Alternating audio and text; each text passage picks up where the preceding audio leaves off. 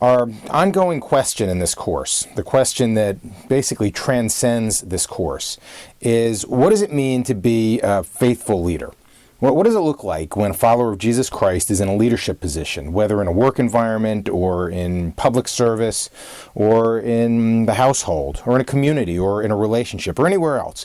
What virtues or traits characterize a person trying to lead on this basis? Well, there's more to it than just humility and service. As foundational as that disposition is, we can say more than that. We can go further than that. Consider, for example, the findings of a researcher named Jim Collins, something that you read for today.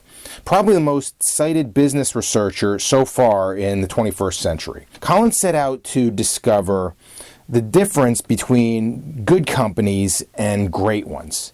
Basically, the difference between the silver medalists and the gold medalists. And along the way, he and his team stumbled across this sort of paradoxical tandem of traits that characterize the people who led the most outstanding organizations in his study. First, interestingly, Collins found that they had the basic disposition of humility. And these leaders had the basic disposition of humility, meaning that these corporate leaders focused more on the organization's needs than on their own personal needs or their own career needs. And that when something went well in an organization, these leaders credited their people, credited the teams around them rather than themselves. But when something went wrong, they blamed themselves rather than blaming the people around them.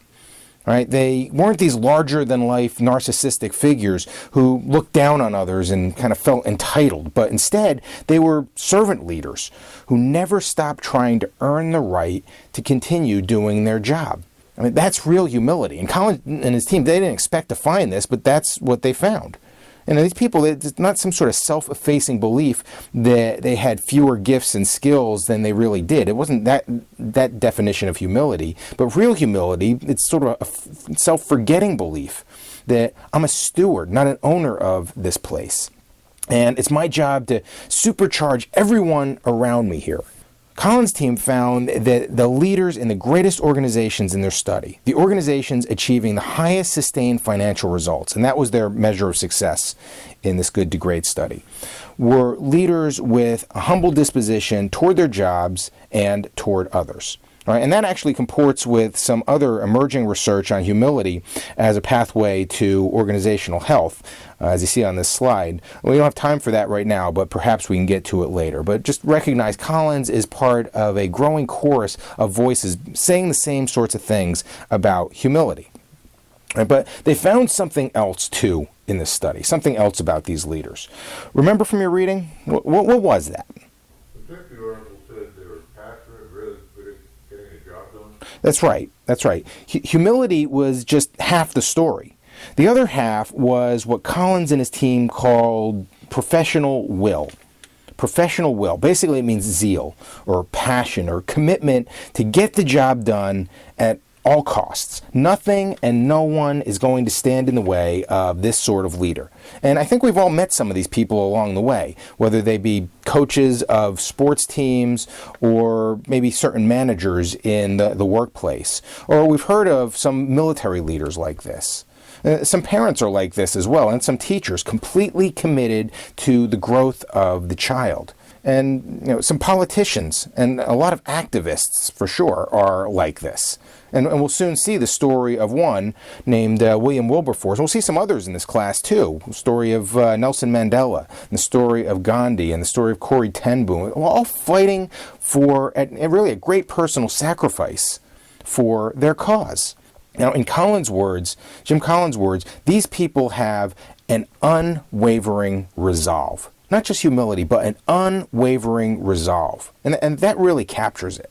All right, so don't miss this. The bottom line in this study, or at least this part of the Good to Great study, was that humility plus relentless pursuit culminates in great leadership. The social science says that this tandem generates real and lasting results.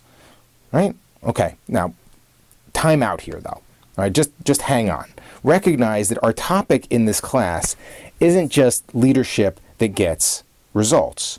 All right, it's what we've been calling faithful leadership. right? Faithful leadership, leading by following God. Right, so we got to ask the question, is there a biblically based case for adding passion or relentless pursuit or professional will or whatever you want to call it to our list of faithful leader characteristics? Or is this passion stuff just a pragmatic thing? Is it just something that gets results but isn't really in alignment with the Judeo-Christian scriptures? Well, frankly, it doesn't take a PhD in theology to see the connection. Right? I mean, throughout Scripture, we see an almost obsessive drivenness among those God called to get a job done. Whether it's in the Old Testament and somebody like Moses or Nehemiah building the wall, or some of the major or minor prophets, or in the New Testament, some of the apostles after the resurrection, or the evangelist Paul, stopping at nothing to complete the mission that God gave him. Now, you might say, okay, that's fine, but I object. You can't just look at what somebody in Scripture did and say that's normative for us. I mean, what kind of hermeneutics are those, right? And if you thought that, you'd be absolutely right, except for one thing. I mean, who else in Scripture demonstrated this sort of stop-at-nothing mindset as he went about his mission? I mean, in this context, our context here, the question pretty much answers itself. Of course, I mean, it's Jesus who demonstrated that. He was mission-focused, so mission-focused that he went all the way to his death to get the job done, so to speak, to make a pathway for our salvation. And so we can see passion and drivenness as normative for us as believers, since Jesus himself embodies it. And this is what makes the scientific conclusions so fascinating from a Christian perspective. The very couplet of traits that Jim Collins' team identified as the best possible leadership, humility and this passionate pursuit, are two traits that are personified by Jesus. Two characteristics that culminated in such influence. His humility to take on human form in the first place, as well as to teach and to heal and to feed and to die for us, combined with a single-minded commitment to get the job done. The consummate level 5 leader, to use the contemporary language. All right, so just to underscore the central point, folks, again, we see a convergence of Scripture and science here, pointing us toward this essential quality of genuine influencers, people who lead in a way that causes others to follow and makes a real difference. Faithful leadership is passionate leadership. That's the point.